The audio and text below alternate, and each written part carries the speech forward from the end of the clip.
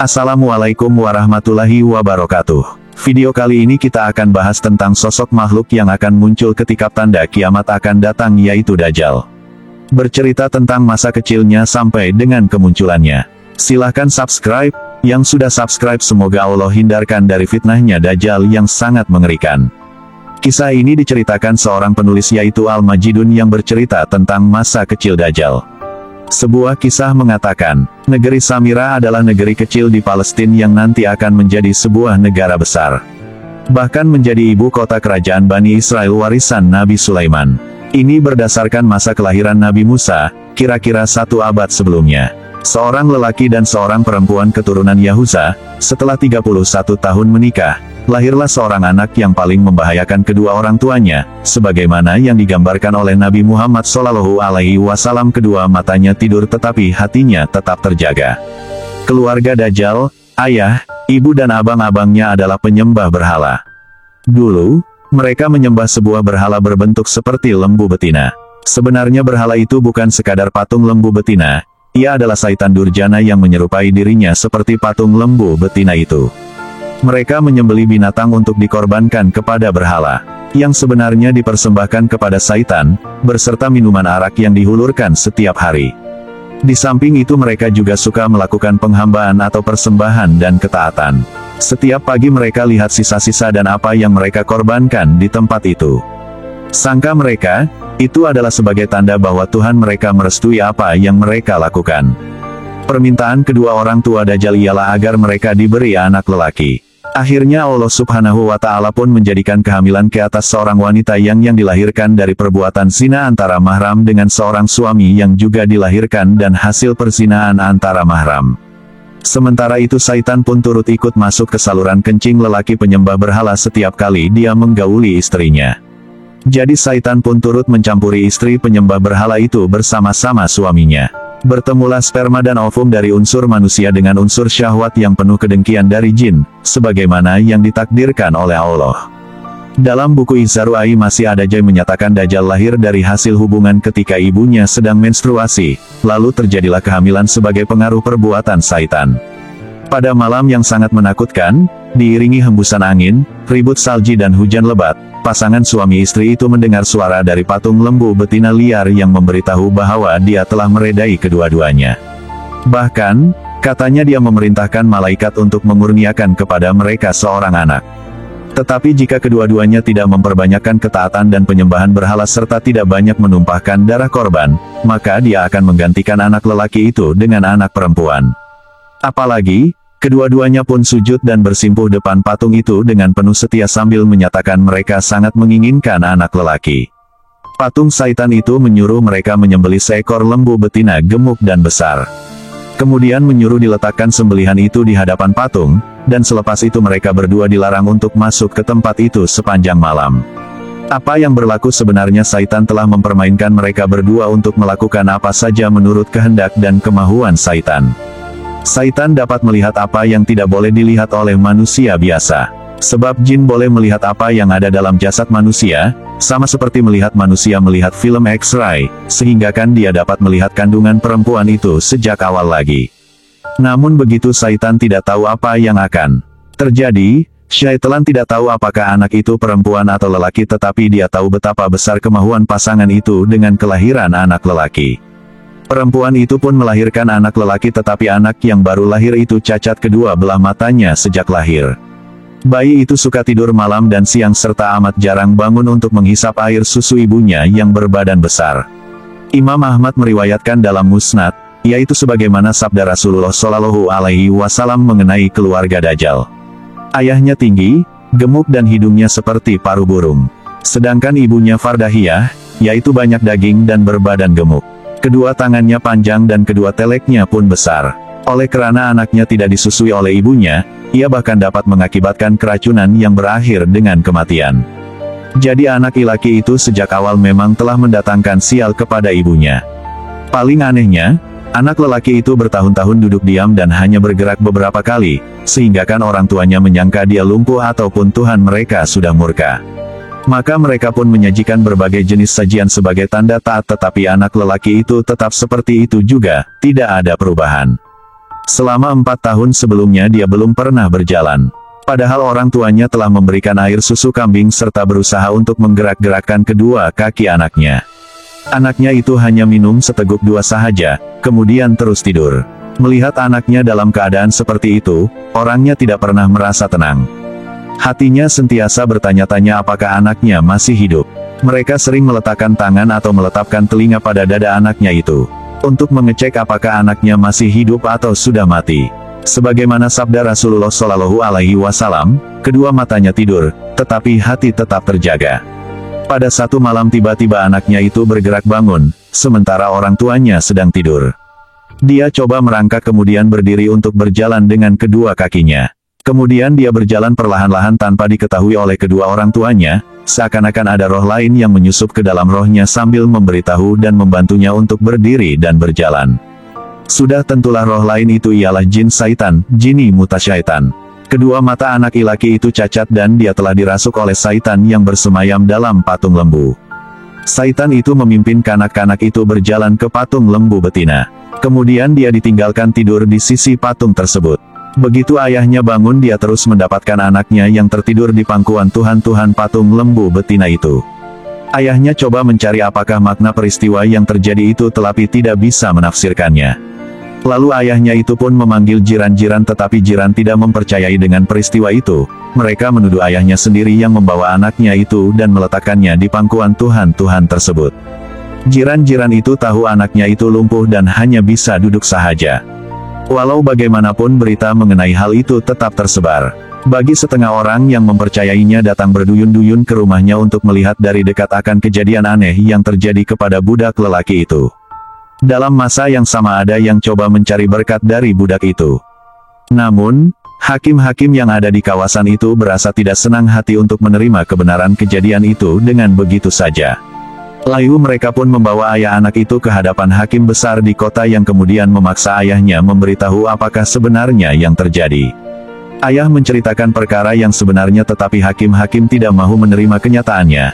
Lalu ayahnya itu diperintahkan masuk penjara dan didera. Ketika di dalam penjara dia dipaksa membuat kenyataan bahwa tidak ada sesiapa yang harus dipatuhi kecuali Hakim Agung yang menguasai negeri tersebut. Setelah puas kena siksa maka dia pun terpaksa mengaku dan membuat pengumuman di hadapan hakim dan penduduk negeri bahwa tiada Tuhan selain hakim dan bahwa tidak ada yang dapat memberi pertolongan atau mendatangkan bencana selain hakim. Dengan pengakuan yang dia buat itu maka dia pun dikeluarkan dari penjara tetapi anaknya itu terpaksa dijaga di dalam istana dengan penuh perhatian dan tidak diizinkan keluar dari istana hakim. Berita tentang keajaiban anak lelaki itu semakin tersebar luas sehinggakan heboh dan peristiwa itu disebut sebagai Ajubah As-Samirah yang bermakna keajaiban Samirah. Hakim amat marah dengan peristiwa itu, dia tidak mau menerima kenyataannya. Menurut hakim lagi, anak lelaki yang ajaib itu sebenarnya telah dirasuk syaitan. Berita itu pun disebar luas ke seluruh pelosok dunia. Hakim tidak berdiam diri, dia pergi mencari dukun untuk mengeluarkan syaitan dari badan budak itu. Hampir semua tempat ke pelosok negeri dan benua dicarinya, dukun serta tukang sihir untuk mengeluarkan rasukan syaitan dari anak lelaki itu. Karena menurut hakim syaitan itu akan menggoncangkan singgasana atau arsi Tuhan. Apabila berita itu tersebar, suasana masyarakat pun menjadi kacau. Tiba-tiba ada seorang yang berpura-pura sebagai ahli falsafah dari Samirah pun membuat pengumuman. Anak itu memang betul-betul keturunan Samiri. Dua huruf Ra dan H, dua huruf terakhir dari kata Samirah, dulu ia membawa makna satu negeri yaitu negeri Syam karena Sam bin Nuhas, adalah pendiri gerakan Samirah setelah terjadinya banjir besar. Ketika Sam masih kecil, dia tidak banyak bergerak sehingga datang malaikat yang kemudian mengajarnya bagaimana cara menggerakkan kedua kakinya. Anak itu adalah cucu dari Syam. Tetapi tidak ada seorang pun yang mau percaya dengan kata-kata ahli falsafah itu. Sebaliknya dia pula dituduh orang gila. Hakim pula telah memberi arahan supaya kenyataan ahli falsafah itu tidak diperbualkan lagi oleh sesiapapun. Barang siapa yang coba membicarakan tentang hal itu akan dihukum. Hakim pun membuat pengumuman anak itu diberi gelaran As-Samiri karena berdasarkan negeri kelahirannya dan bukannya sebab-sebab lain. Ayah budak lelaki, Dajjal itu pula kemudian mati karena terlalu menderita. Kematiannya itu dipanggil Az-Zabah Es-Sadriyal Al-Mutakararah yang bermakna tekanan batin berlanjutan. Ayahnya mati karena watak anaknya itu sangat jelek. Anak ajaib itu pun ditinggalkan dalam penjagaan dan pemeliharaan hakim di istananya. Setahun kemudian, yaitu ketika berumur 5 tahun, anak itu pun mula berupaya bangun dan tidurnya. Setelah bangun dia coba berbual-bual dengan orang-orang di sekeliling istana itu, tetapi perkataannya gagap dan terputus-putus.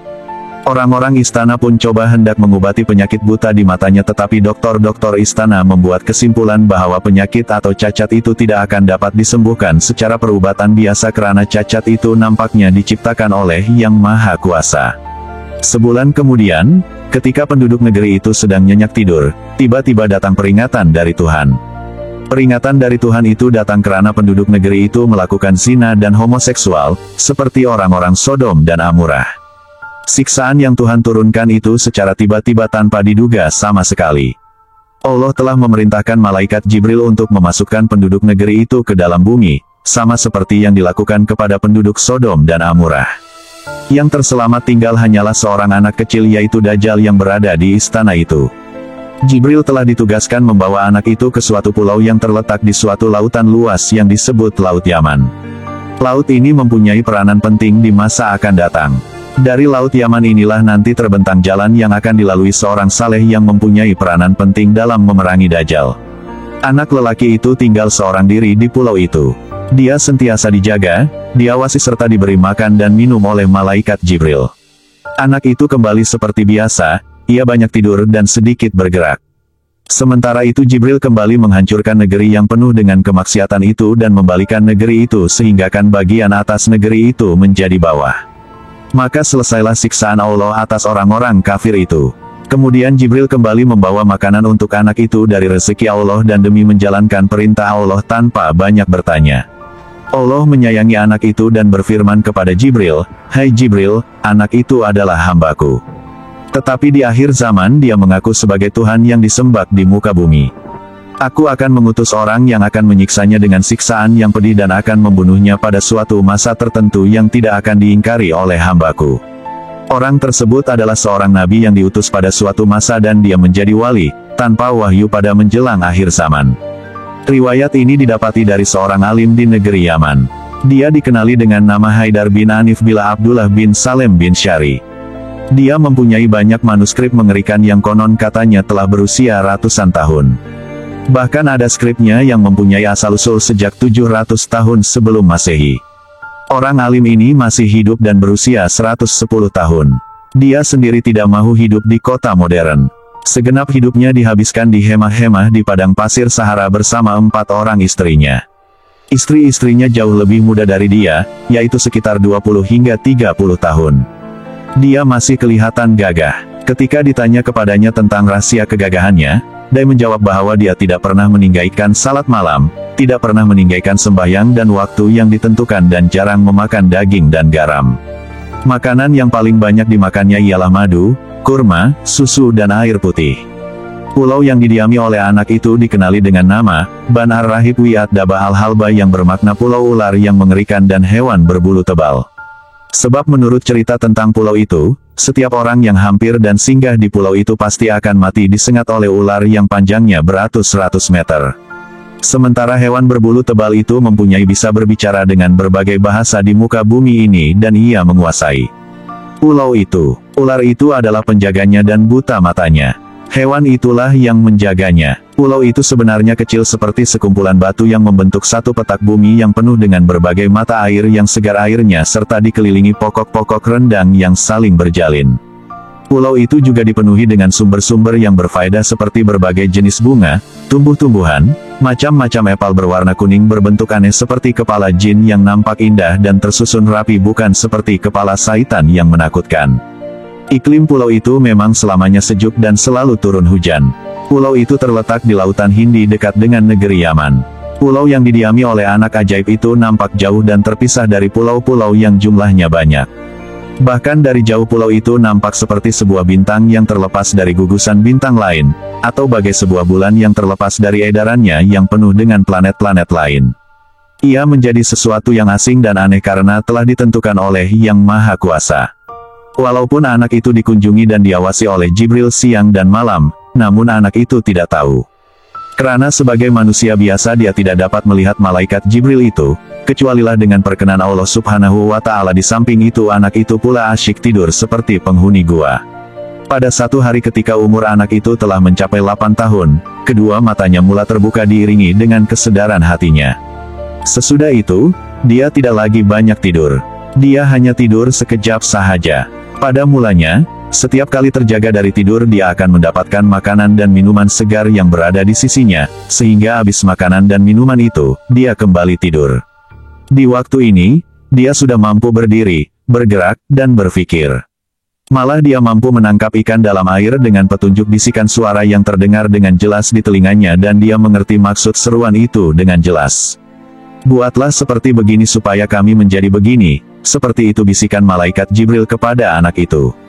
Anak kecil itu pun berjalan-jalan mengelilingi sekitar pulau yang dia tinggal itu, dia rasa kagum dan terasing serta sentiasa berwaspada. Dia berjalan sambil bersembunyi dengan penuh hati-hati.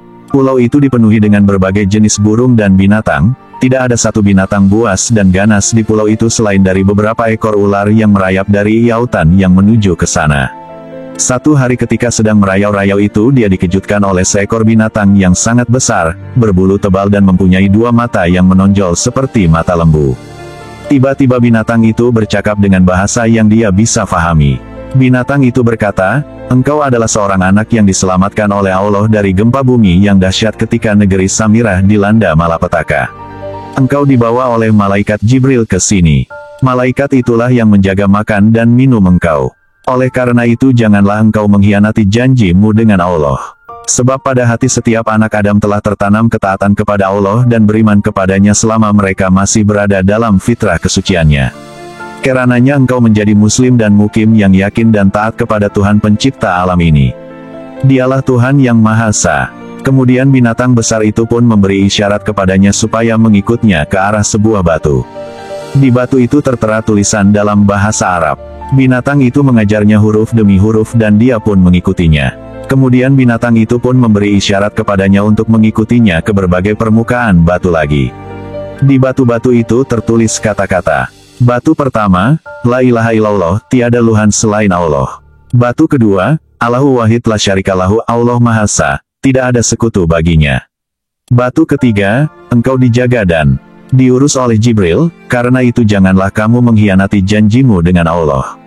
Batu keempat, hanya engkau saja di pulau ini.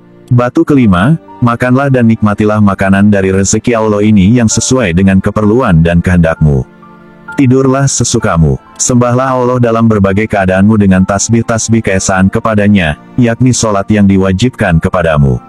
Allah lah Raja, Allah lah Maha Esa. Dia tidak berayah dan tidak pula mempunyai anak. Allah lah Tuhan yang Maha Besar. Allah lah yang Maha Agung. Dan Allah lah yang Maha Raja. Batu keenam, jadilah engkau anak masa kini, wahai anak kecil. Janganlah engkau menjadi anak masa lalu di pulau ini pada zaman apapun. Batu ketujuh, tidak ada kitab bagimu kecuali apa yang dibawa kepadamu oleh seorang nabi terakhir, Nabi Muhammad Shallallahu Alaihi Wasallam, yang datang menjelang akhir zaman. Jika engkau beriman kepadanya maka engkau adalah manusia masa depan yang beriman dan mempunyai keyakinan kepada Allah. Tetapi jika engkau ingkar kepadanya maka engkau adalah manusia masa depan yang dijanjikan akan mendapat siksaan Allah. Sesungguhnya engkau berada di antara dua nabi yang berserah diri kepada Allah dan sebenarnya semua nabi berserah kepada Allah. Jika engkau beriman dan yakin kepada apa yang kami imani dan yakini, maka Allah akan memudahkan kamu untuk mengimani penutup para nabi yang terdahulu dan pengganti nabi yang telah wafat. Dia bernama Muhammad Al-Amin. Dia akan lahir sebagai nabi dan rasul di tengah-tengah kaum yang buta huruf. Dia berhijrah ke tempat yang banyak ditumbuhi pohon kurma dan yang banyak mata air dan terik dengan tanah yang subur. Jika engkau mendustakan nabi yang mendahului Muhammad maka Allah akan menutup hatimu dengan tabir kain yang hitam. Hatimu menjadi hitam terkena sedikit warna putih dan condong kepada keburukan bagaikan kendi yang penuh dengan lumpur di atas cermin terang. Akibatnya, hatimu tidak dapat melihat cahaya dan akalmu hanya melihat dirimu sendiri saja seperti iblis. Semoga laknat Allah ditimpakan atasnya, yang mendiami segitiga bermuda yang lama itu dan engkau pun menjadi teman karibnya. Betapa buruk seseorang yang ditemani makhluk terkutuk dan dijauhkan dari rahmat Allah Subhanahu wa Ta'ala yang dibiarkan saja sampai suatu masa di suatu negeri, yaitu di suatu lautan yang penuh hembusan angin kelak ketika Allah tidak lagi menyayangi orang-orang yang terusir dari rahmat-Nya. Jadilah engkau, wahai anak istimewa yang dijagai dan dibimbing malaikat agung sebagai mukmin yang mempercayai kewujudan Allah dan malaikat-Nya, serta Rasul-Nya. Jika tidak, engkau berada di dalam bahaya dan dimasukkan ke dalam penjara 1000 tahun lamanya. Yang memperingatkanmu dan menggembirakanmu di dalam penjara adalah seorang Arab Mekah yang mendustakan Nabi yang jujur itu. Tempat hijrahnya adalah tanah-tanah subur yang banyak ditumbuhi pohon kurma. Engkau akan berjasa pada hari ketika tiba musimnya memetik kurma di negeri tempat di Isra, dan dimiraikan Nabi dari bangsa Arab itu. Ada banyak air melimpah yang mengalir dan meresap ke dalam tanah di dataran tinggi dan di tanah Tabaniyah. Haram atas dirimu memasuki kota Mekah yang dimuliakan Allah, Tuhan semesta alam.